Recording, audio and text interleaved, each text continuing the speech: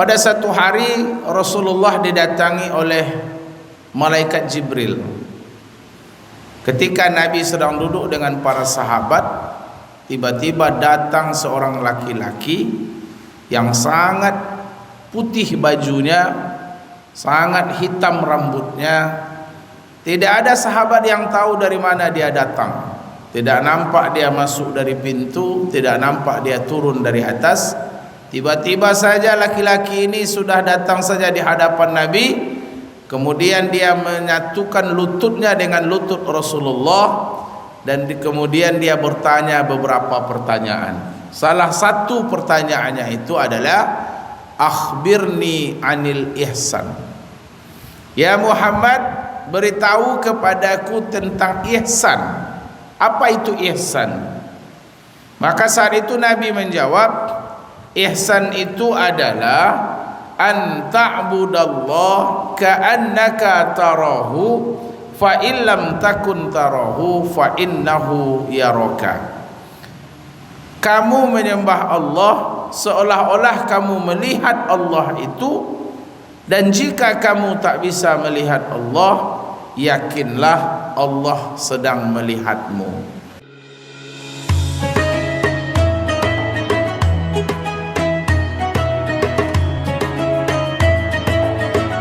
Bismillahirrahmanirrahim. Assalamualaikum warahmatullahi wabarakatuh.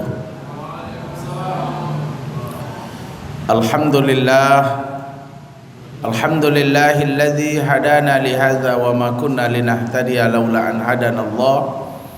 Asyhadu an la ilaha illallah wahdahu la syarikalah, iyyahu na'budu wa iyyahu nasta'in. Wa ashhadu anna Muhammadan abduhu wa rasuluh khatamul anbiya'i wal mursalin. Radina billahi rabba wa bi islami dina wa bi Muhammadin nabiyya wa rasula. Subhanaka la ilma lana illa ma 'allamtana innaka antal alimul hakim. Pengurus masjid yang kita hormati, Bapak dan Ibu jamaah sekalian yang saya muliakan, alhamdulillah kita bersyukur kepada Allah di malam hari ini hadirnya kita di masjid. Kita dalam keadaan sehat. Kita hadir di sini bukan karena kita hebat, bukan karena kita kuat. Ini juga bukti Allah masih sayang kepada kita. Di mana bukti Allah sayang, Allah ringankan kaki melangkah ke tempat-tempat yang baik. Salah satu bukti Allah sayang, Allah mudahkan kita berbuat baik, Allah mudahkan kita memahami ilmu dan agama ini. Mudah-mudahan ini satu bertanda Allah ridho dalam kehidupan kita ini. Amin ya rabbal alamin. Selanjutnya kita berselawat kepada Rasulullah Muhammad. Allahumma salli ala Sayyidina Muhammad wa ala ali Sayyidina Muhammad. Bapak dan Ibu jamaah yang dimuliakan Allah, tema kajian kita pada malam ini adalah memaknai ihsan dalam kehidupan kita. Kita sering mendengar kata-kata ihsan, Masjid Al-Ihsan.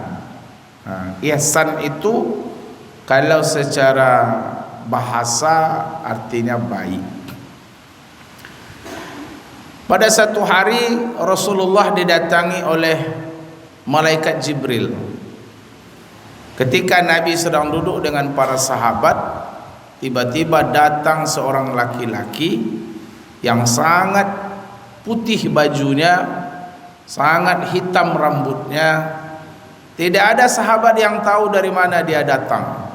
Tidak nampak dia masuk dari pintu, tidak nampak dia turun dari atas. Tiba-tiba saja laki-laki ini sudah datang saja di hadapan Nabi.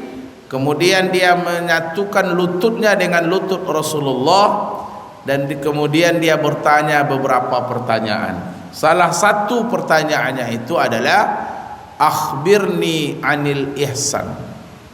Ya Muhammad, beritahu kepadaku tentang ihsan. Apa itu ihsan? Maka saat itu Nabi menjawab, ihsan itu adalah an ta'budallah ka'annaka tarahu fa illam takun tarahu fa innahu yaraka. Kamu menyembah Allah seolah-olah kamu melihat Allah itu, dan jika kamu tak bisa melihat Allah, yakinlah Allah sedang melihatmu. Nah, ini makna daripada ihsan itu menurut Rasulullah, di mana seorang muslim yang ihsan itu dia merasa dia diawasi dalam setiap kehidupan. Nah, itulah ihsan. Maka kita ini Bapak Ibu, paling tidak ada 3 yang mengawasi kita, Pak, yang selalu mengawasi kita 24 jam, yang selalu memantau gerak-gerik kita, tindak tanduk kita, tutur kata kita. Ada 3 hal yang selalu mengawasi. Yang pertama, yang mengawasi kita itu adalah Allah Subhanahu wa taala. Nah, Allah, walaqad khalaqnal insana wa na'lamu ma tuwaswisu bihi nafsuh. Walaqad khalaqnal insan, sungguh kamilah yang telah menciptakan manusia, wa na'lamu ma tuwaswisu bihi nafsuh, dan kami mengetahui was-was, gerak-gerik, bisikan yang ada di dalam hatinya. Jadi bisikan dalam hati kita ini Allah tahu. Allah punya sifat namanya ilmun. Kalau sifat maknawiyahnya alimun. Jadi sifat Allah itu ada 20. 20 itu dibagi 4. Ada sifat nafsiyah. Nafsiyah itu cuma 1, itulah wujud. Ada sifat salabiyah. Salabiyah itu ada 5. Qidam, baqa, mukhalafatul lil hawadis, qiyamu binafsih, wahdaniyah. Terus ada ma'ani. Ma'ani ada 7, ma'nawiyah ada 7. Nah, salah satu sifat ma'aninya Allah itu adalah ilmun, yaitunya maha tahu. Jadi Allah punya sifat maha tahu, kita juga punya sifat tahu. Apa bedanya tahu kita dengan tahunya Allah? Kalau kita ini tahu Bapak Ibu, karena ada yang memberi, ada yang memberitahu. Kalau tidak ada yang beritahu, kita tidak akan tahu. Dari mana pengurus masjid tahu nama saya Delfizar? Pasti ada dulu yang memberitahu. Kalau tidak ada yang beritahu, kita tidak akan tahu. Kemudian kita ini bisa tahu karena ada memori kita di sini, ada hard disk yang menyimpan ilmu itu. Jadi kita butuh kepada memori itu, Pak. Hard disk, kalau bahasa komputernya hard disk. Kalau hard disk ini rusak, Pak, hilang semua pengetahuan kita. File-file itu hilang semuanya. Ada jemaah saya, beliau penyakit gula, Pak. Penyakit gula sekarang di rumah sakit Ibnu Sina. Saking tingginya gulanya, rupanya rusak hard disk. Sampai beliau lupa nama anak-anak mereka. Pengaruh juga gula itu, Pak. Rusak hard disk kita ini. Jangankan nama kita yang membezuk beliau, saya aja tidak kenal beliau. Dia diam aja gini, Pak. Kata suaminya, lihat ibu-ibu, kata suami beliau, dia tidak tahu tuh Ustaz. Nama anak-anak saja lupa. Nah, ini kalau kita hard disk kita ini rusak, berarti kita butuh di sini ada alat penyimpan ilmu itu, otak kita. Tapi kalau Allah tahu, tidak butuh yang memberitahu. Allah itu punya sifat ilmu, Allah itu tahu dengan sendirinya. Karena Allah itu qiyamuhu binafsi. Taunya Allah itu taunya sendiri, adanya Allah dengan adanya sendiri. Kemudian Allah tidak butuh hard disk. Allah itu tidak berdarah, tidak berdaging, tidak bertulang, tidak berlimpo, tidak berotak, tidak berbanak. Seperti apa wujudnya Allah itu? Kalau wujudnya Allah itu, zatnya Allah itu mukhalafatuhu lil hawadis, berbeda dari makhluk. Kemudian Allah punya sifat namanya basir. Basir, basir, maha melihat. Maha melihat. Kita punya sifat juga, kita bisa melihat. Tapi kita bisa melihat karena adanya mata, karena adanya cahaya. Kalau tak ada mata sama cahaya ni, kita tidak bisa melihat. Kita butuh kepada mata supaya bisa melihat. Kita butuh kepada telinga supaya bisa mendengar. Allah tak punya mata, tak punya telinga, tapi Allah bisa maha melihat walaupun tak ada cahaya. Allah melihat sesuatu yang ada. Kalau ada barangnya bisa Allah lihat. Kalau kita tidak semua bisa melihat walaupun barangnya ada. Bapak Ibu yakin suara saya ini ada? Apa bukti suara itu memang ada? Bisa kita dengar. Tapi bisakah Bapak Ibu melihat suara saya? Tidak bisa. Nah, maka Allah Subhanahu wa taala wa na'lamu ma tuwaswisu bihi nafsuh. Allah mengetahui was-was yang ada dalam hati kita ini. Bicara-bicara hati Allah tahu. Walaupun tak ada suaranya Allah dengar kok. Kalau saya diam seperti ini, Pak, saya bicara dalam hati ini, ada Bapak Ibu di sini yang bisa dengar apa yang baru saja saya katakan? Tak ada. Tapi Allah dengar. Jadi bapak-bapak ibu-ibu yang bicara-bicara dalam hati ini Allah tahu tuh. Lamunnya ceramah Ustaz itu tahu. Bicara hati. Wa na'lamu ma tuwaswisu bihi nafsu. Wa nahnu aqrabu ilaihi min hablin warid. Kami lebih dekat kepadanya dibandingkan urat lehernya sendiri. Begitu dekatnya Allah dengan kita. Lebih dekat Allah dengan kita dibandingkan urat leher dengan kita. Kira-kira berapa jaraknya kita dengan urat leher kita, Bapak Ibu? Ada yang agak jarak dengan urat lehernya? Tidak ada, kita ada jarak dengan urat leher. Allah lebih dekat dari urat leher kita. Masya Allah.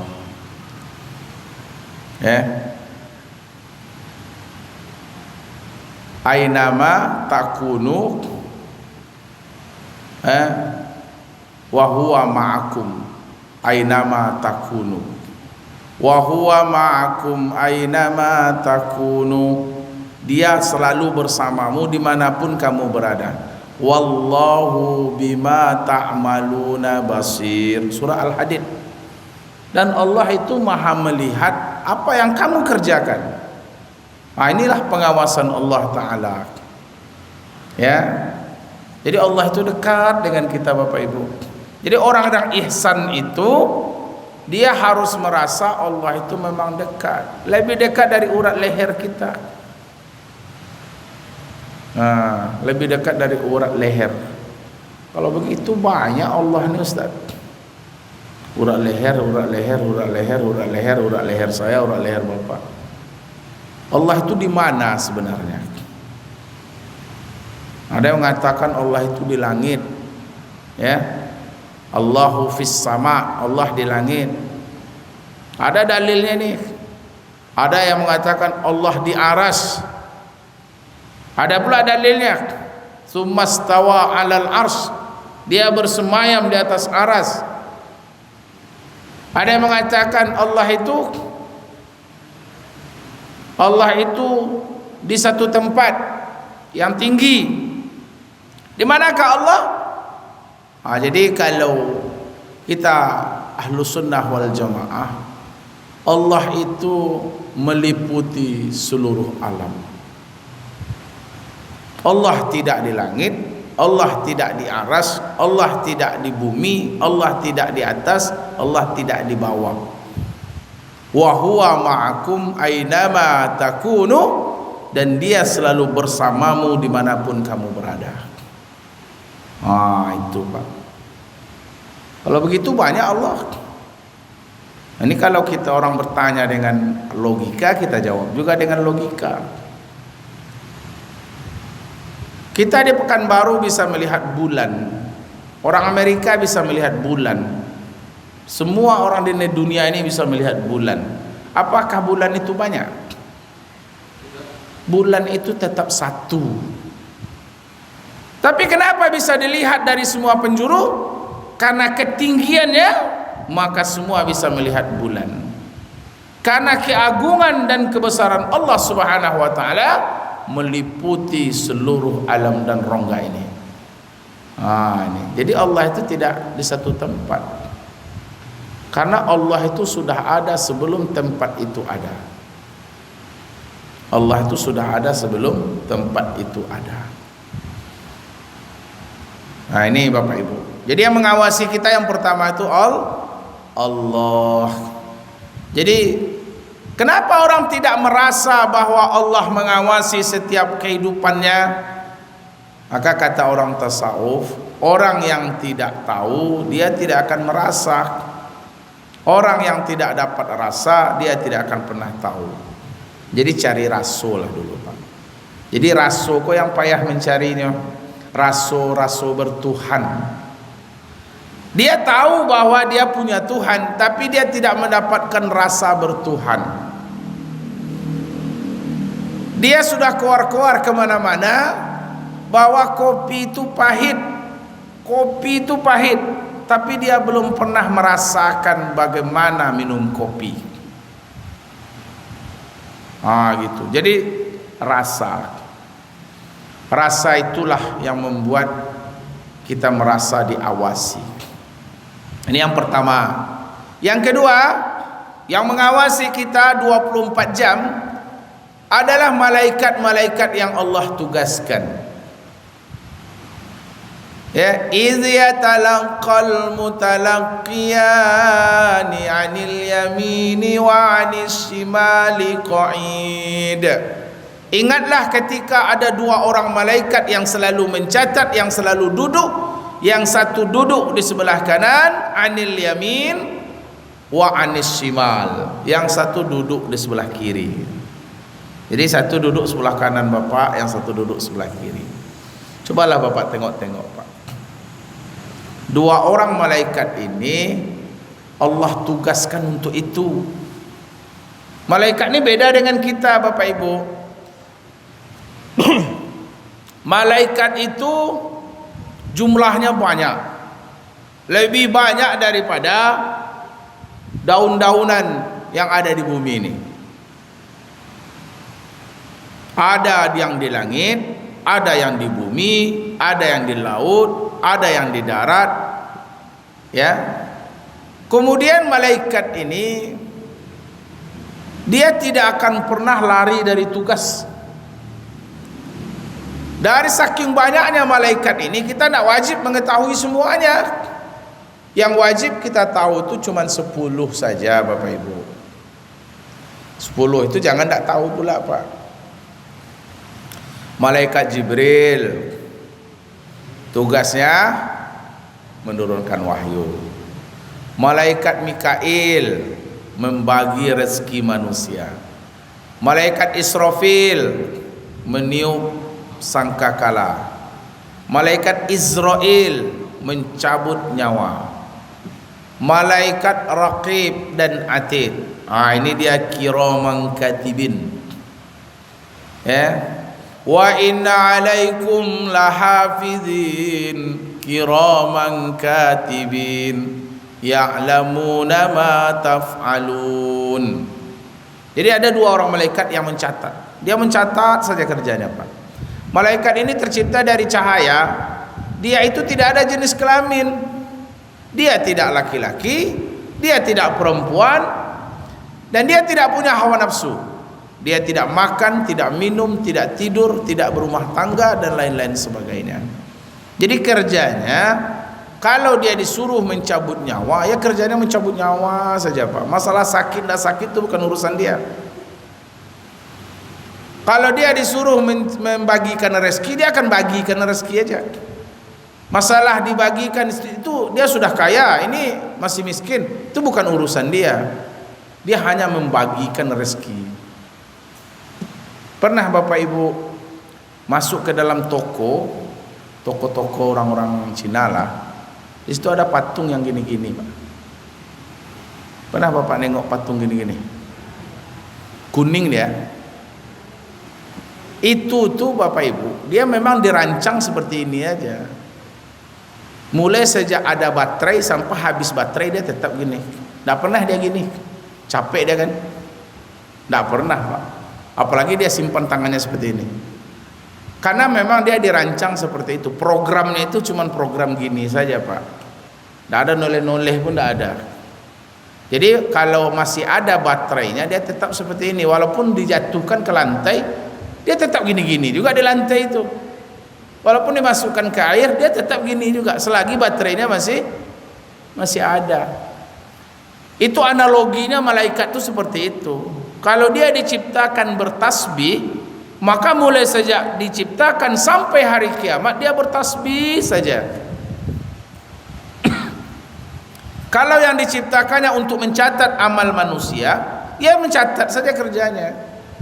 Semuanya dicatat, yang baik dicatat, yang buruk dicatat.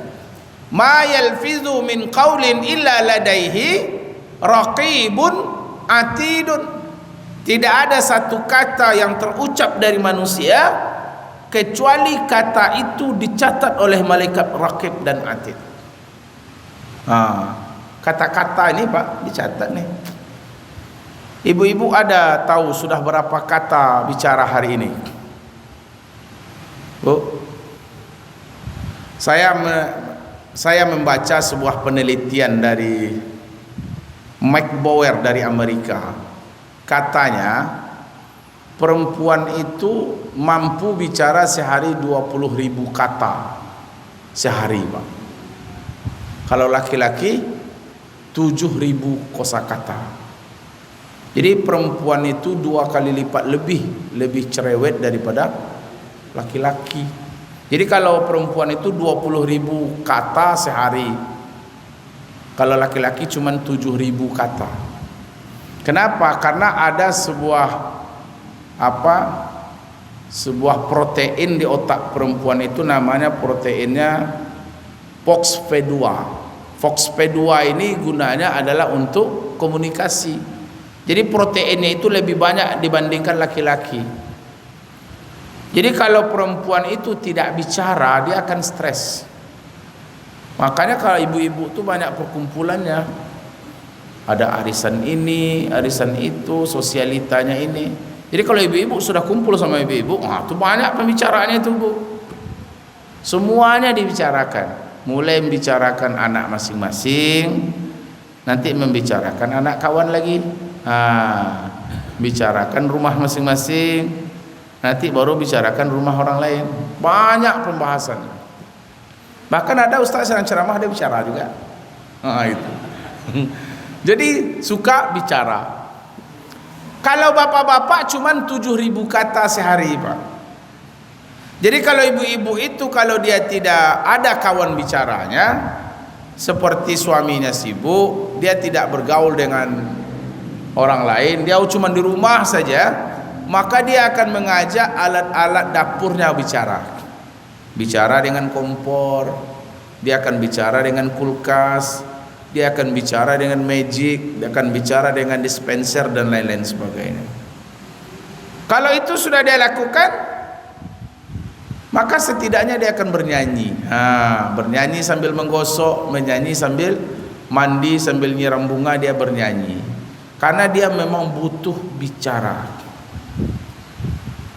Makanya bapak-bapak luangkan waktu untuk mengajak istri bicara. Kalau suaminya sibuk, anak-anak sudah pergi sekolah, dia juga tidak bergaul dengan orang-orang sekitar, di rumah saja, dan suaminya tidak pernah memberikan waktu dan ruang untuk bicara dengan istri, maka tingkat stres perempuan itu lebih tinggi daripada laki-laki. Stres dia itu, Pak. Jadi ajak istri itu bicara. Kalau bapak-bapak tidak pun bicara, tidak masalah. Karena dia cuma 7.000 kata sehari. Makanya dosa paling banyak ibu-ibu itu adalah dari lidah, banyak bicara. Nah, maka dari itu setiap kata yang kita ucapkan itu dicatat. Ma yalfizu min qaulin illa ladaihi raqibun atid. Setiap kata yang diucapkan dicatat oleh malaikat. Dicatat nih Pak. Catatan-catatan itu nanti akan dijilid, per tahun dijilid. Makanya itu ada kita mengenal nisfu Sa'ban, dijilid, nanti disimpan filenya nanti. Tidak ada satupun perbuatan kita yang tidak akan dicatat. Seperti CCTV kita ini, semuanya terekam dengan jelas, tak bisa dibantah. Macam mana membantahnya nanti? Nah, ini yang kedua, malaikat.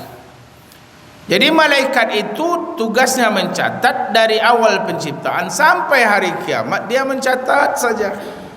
Nanti dia dipanggil, waktu sidang dia dipanggil bersaksi nanti. Waktu sidang dia akan dipanggil sebagai saksi. Waja'at kullu nafsim ma'aha sa'iku wa syahid. Nanti didatangkan, setiap orang akan didatangkan ke persidangan bersama dengan malaikat-malaikat penggiring, wa syahid, dan malaikat-malaikat yang akan menjadi saksi. Nanti dipanggil kita di majlis pengadilan Allah Ta'ala. Nama Fulan bin Fulan. Apa benar bapak melakukan ini? Tidak ada ya Allah. Maka dipanggil malaikat. Buka catatannya. Tanggal 20 Desember 2023 apa yang dikerjakan bapak ini? Buka. Nampak. Kalau itu pun kita tidak percaya, malaikat catatannya kita bantah, pengawasan Allah kita kritik. Ada yang ketiga pengawasan. Yang ketiga adalah anggota tubuh kita sendiri. Jadi Allah, malaikat, anggota tubuh kita. Ya. Kita sudah sering dengar dalam surah Yasin, al-yawma nakhtimu ala afwahihim wa tukallimuna aydihim wa tashhadu arjuluhum bima kanu yaksibun. Pada hari itu tangan kita akan berbicara, kaki kita akan menjadi saksi tentang apa yang sudah kita kerjakan. Inilah tiga yang mengawasi kita 24 jam Pak.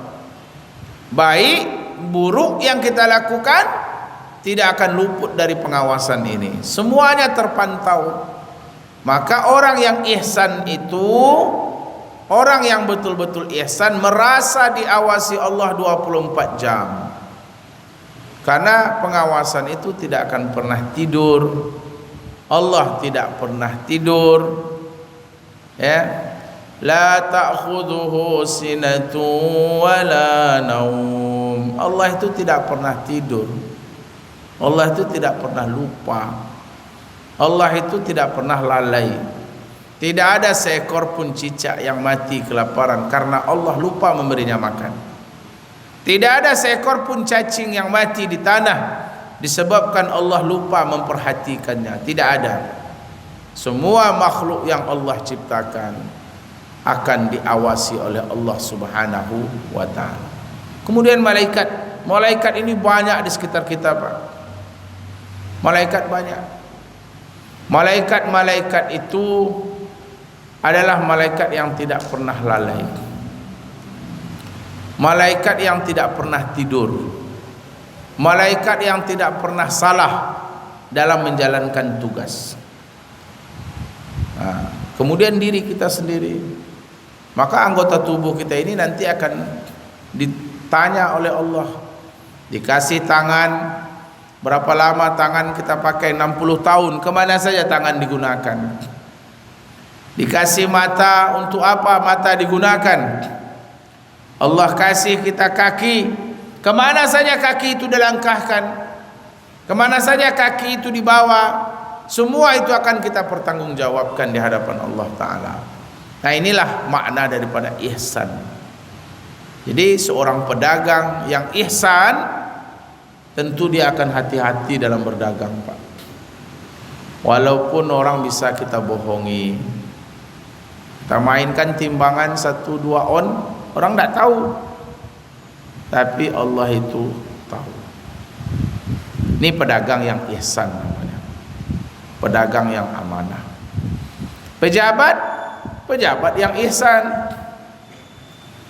Walaupun hukum di dunia ini bisa kita mainkan, banyak orang-orang yang mainkan hukum, asalkan dia punya uang, Pak. Dengan uang semuanya bisa diatur kayaknya. Ada seorang pemakai narkoba tertangkap, dikembangkan kasusnya.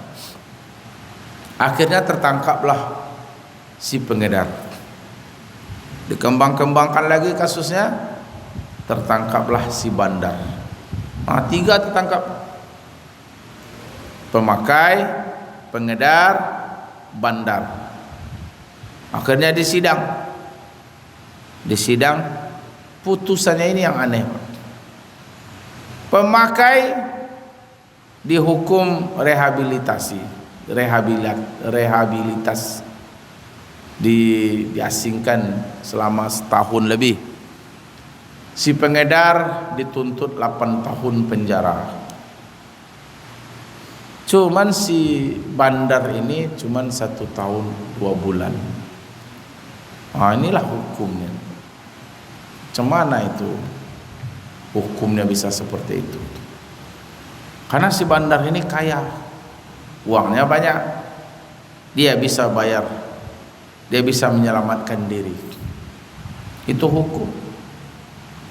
Ada anak pejabat begadang sampai jam 3 malam, kemudian sudah begadang, pulang ke rumah bawa mobil ugal-ugalan di jalan raya. Akhirnya tertabraklah masyarakat, mati di tempat. Maka dilaporlah anak pejabat ini, ditetapkan sebagai tersangka. Akhirnya hilang berita itu, tak ada lagi TV yang menyiarkan. Tiba-tiba nampak balihonya di pinggir jalan, mencalek tahun 2024. Berarti selama ini dia tidak ditahan, selama ini dia tidak pernah dipenjara, karena bapaknya pejabat. Inilah hukum dunia. Hukum yang dibuat oleh manusia, dilanggar oleh manusia, karena keadilan itu masih bisa dimain-mainkan.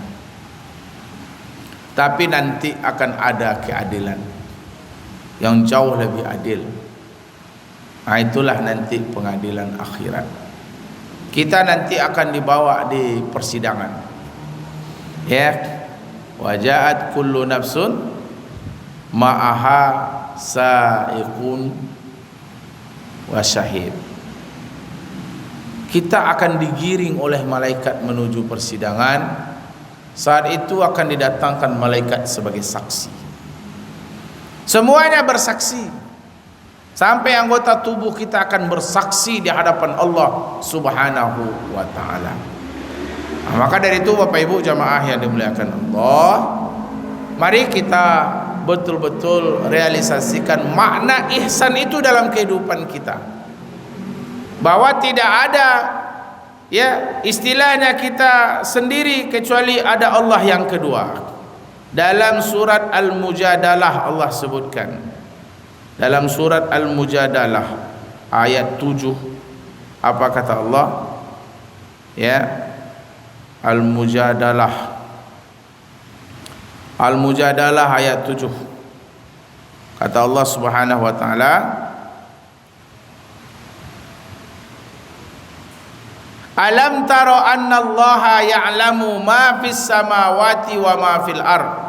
Tidakkah engkau melihat bahwa sesungguhnya Allah itu mengetahui apa saja yang ada di langit dan apa saja yang ada di bumi. Ma yakunu min najwa thalathatin illa huwa rabi'uhum wala khamsatin illa huwa sadisuhum. Dan tidaklah ada orang yang 3 orang berrahasia kecuali ada Allah yang keempat. Wala khamsatin illa huwa sadisuhum, ada 5 orang yang menyimpan rahasia kecuali ada Allah yang keenam. Jadi tidak bisa kita berrahasia. Kalaupun kita berdua berrahasia, ada Allah yang ketiga. Kalau kita bertiga, ada Allah yang keempat. Kalau kita berlima, ada Allah yang keenam. Wala aktsara illa huwa ma'ahum ainama kanu, dan walaupun lebih dari itu, dan Allah selalu bersamamu dimanapun kamu berada. Nah, inilah Bapak Ibu jamaah yang dimuliakan Allah, makna daripada ihsan itu sendiri, bahwa kita merasa diawasi, dipantau kapan saja dan di mana saja. Mudah-mudahan Bapak Ibu kita semuanya selalu berhati-hati dalam bertindak tanduk, dalam bertutur kata, dalam berbuat apa saja dan di mana saja, dan kita betul-betul tergolong kepada orang-orang yang muhsinin, orang-orang yang baik. Baik di sisi Allah dan baik juga menurut manusia. Subhanakallahumma wa bihamdika nashhadu an la ilaha illa anta nastaghfiruka wa natubu ilaik. Assalamualaikum warahmatullahi wabarakatuh.